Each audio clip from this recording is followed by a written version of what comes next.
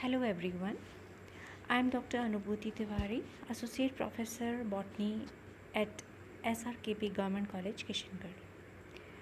Our today's topic is importance of water to life, to plant life. As we know, water is also known as fluid of life or elixir of life. Water is the basic molecule of life. जल यानी कि water जो है वो cell की सभी physiological यानी कि भौतिक व केमिकल यानी कि रासायनिक क्रियाओं के लिए प्राकृतिक वातावरण प्रदान करता है।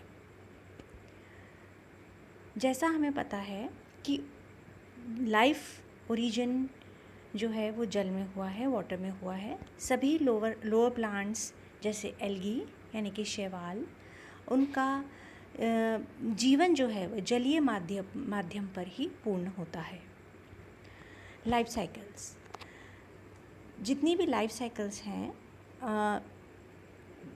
प्लांट्स में दो तरह की लाइफ साइकिल्स होती हैं, युग्मकोद्भिद अवस्था और बीजाणुद्भिद अवस्था, gametophytic generation and sporophytic generation.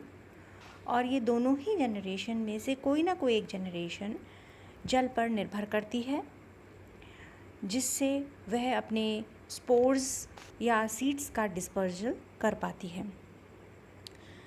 तो ये जो लाइफ साइकिल्स हैं उनको पूर्ण करने के लिए जल आवश्यक होता है। अगला है कॉन्स्टिट्यूएंट्स ऑफ प्रोटोप्लास्ट। जैसा हमें पता है, प्रोटोप्लास्ट यानी कि जीव द्रव्य जो कि कोशिका का मुख्य भाग होता है और बाहरी प्रोटोप्लास्ट प्लाज्मा मेम्ब्रेन द्वारा घिरा रहता है। अब जब हम देखते हैं कि एक एक्टिव स्टेट यानी कि एक्टिव सेल जब है तो उसमें जल की जो मात्रा होती है वह 70 से 95% तक पाई जाती है। वह विभिन्न जो कोशिकीय क्रियाएं हैं उनको संपादित करने के लिए आवश्यक होती है। वहीं अगर हम इनएक्टिव सेल लेते हैं यानी कि इनएक्टिव स्टेट है उसकी, जैसे कि सीड लिया देखते हैं तो जल की मात्रा लगभग 5% तक रह जाती है। और इसका मुख्य कार्य जो होता है वो अपना प्रतिकूल अवस्था जो है जहाँ इसमें जल की कमी है वातावरण में, उसको बिताना होता है।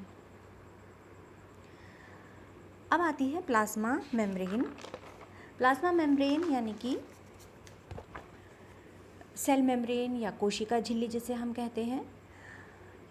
कोशिका झिल्ली को जानने से पहले हम देखते हैं कि हर पादप कोशिका बाहरी रूप पर सेल वॉल से ढकी रहती है और अंदर की तरफ एक प्लाज्मा मेम्ब्रेन होती है।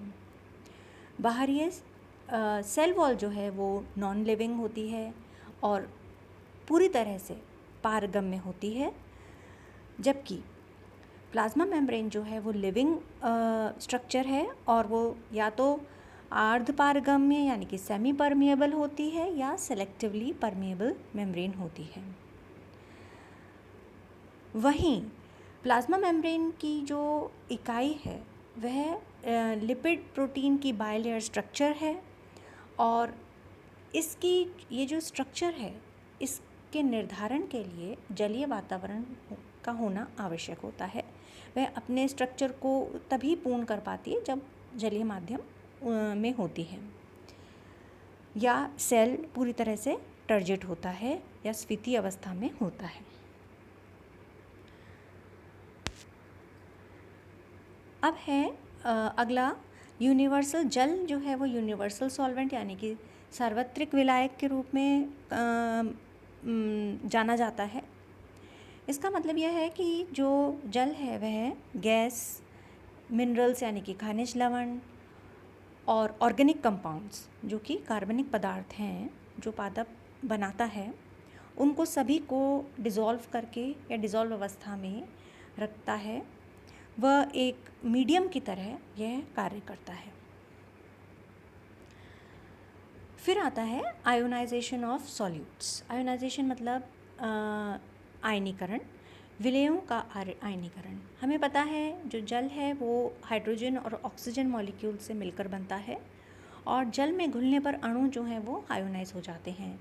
वह एक हाइड्रेशन सेल की तरह एक शेल बना लेते हैं और वो अपने डिसॉल्व अवस्था में रहते हैं, जिसकी वजह से बहुत सारी क्रियाएं हैं, फिजियोलॉजिकल एक्टिविटीज़ हैं, जैसे एब्जॉर्प्शन ऑफ वाटर है, ट्रांसलोकेशन ऑफ वाटर है, फिर उसके बाद एनाबॉलिक कैटाबॉलिक रिएक्शंस जो हैं उनमें वाटर शेल जो है वो की तरह कार्य करता है और उन कार्यों को संपादित करने में मदद करता है। फिर आता है टेम्परेचर रेगुलेशन। टेम्परेचर रेगुलेशन मतलब ताप नियंत्रक की तरह जल कार्य करता है। जल जो है उसकी स्पेसिफिक हीट और हीट ऑफ वेपराइजेशन दोनों ही बहुत ही अधिक होती हैं और इन्हीं कारणों के कारण जो वातावरण में विभिन्न विकिरणें हैं वो भी जल जो है और जिसकी वजह से तापमान में बढ़ोतरी हो रही है उसे भी वह नियंत्रित कर पाता है। फिर आता है ट्रांसलोकेशन मीडियम। ट्रांसलोकेशन यानी कि स्थानांतरण माध्यम। जैसा हमें पता है कि जल और खाद्य पदार्थों का ट्रांसफ़र या ट्रांसलोकेशन पादप में होता है। जल और खनिज पदार्थ जो कि मृदा या सॉइल में मिलते हैं उनको नीचे से ऊपर की ओर ले जाना एवं खाद्य पदार्थ जो कि पादप खुद बनाता है फोटोसिंथेसिस के द्वारा, वह पूरे पादप में पहुंचाना। यह काम एक पाइपलाइन की तरह इसमें जाइलम और फ्लोएम टिश्यूज़ होते हैं जो ये कार्य करते हैं। पर इन सभी के लिए जल की आवश्यकता होती है। जल एक माध्यम की तरह इन पदार्थों को डिज़ोल्व करके एक पार्ट से दूसरे पार्ट तक पहुंचाता है। वहीं turgidity of cell, turgidity of cell जो है यानी कि स्फीति अवस्था कोशिका की, वह जल को अवशोषित कर स्फीत हो जाती है और कई सारी भौतिक क्रियाएं हैं जो कि इस अवस्था की वजह से पूर्ण हो पाती हैं। अब आता है कैपिलरी मूवमेंट या एब्जॉर्प्शन ऑफ वाटर। अगला कार्य जो जल का है, मुख्य कार्य, वो है absorption of water and minerals. Soil में से वो एब्जॉर्ब करता है, जाइलम के थ्रू पादप के विभिन्न भागों में पहुंचाता है, खास करके पत्ती तक लेके जाता है जहाँ पर कि फोटोसिंथेसिस के द्वारा प्रकाश संश्लेषण या फोटोसिंथेसिस के द्वारा खाद्य पदार्थ बनते हैं। अब कैपिलरी मूवमेंट का मतलब यह है कि जल जो है वो के अणु जो हैं वो एक दूसरे से जुड़कर एक चेन बनाते हैं और वह चेन एक पुल या एक पुश एक्ट करता है उनके ऊपर, मूवमेंट एक्ट करता है, जिसकी वजह से वो एक पूरी चेन जो है वो नीचे से ऊपर की तरफ जाती है। इससे हम कैपिलरी मूवमेंट कहते हैं और वो विभिन्न भागों तक पहुंचता है। उसी तरह से दूसरी जो एक्टिविटीज़ हैं जैसे कि डिफ्यूजन यानी कि विसरण, ऑस्मोसिस यानी कि परासरण, प्लाज्मोलिसिस जीव द्रव्य कुंचन या फिर रंध्रों की भौतिकी यानी कि फिजियोलॉजी ऑफ स्टोमेटा, ये सभी कार्य जो कि बहुत ही ज़रूरी कार्य हैं पादप के, वो सभी जल के माध्यम से संपादित होते हैं। और एक टर्जिड सेल या फ्लैसिड सेल जब होती है तो वो इन क्रियाओं को करने में सहायक होती है। अगला आता है प्लांट मूवमेंट्स।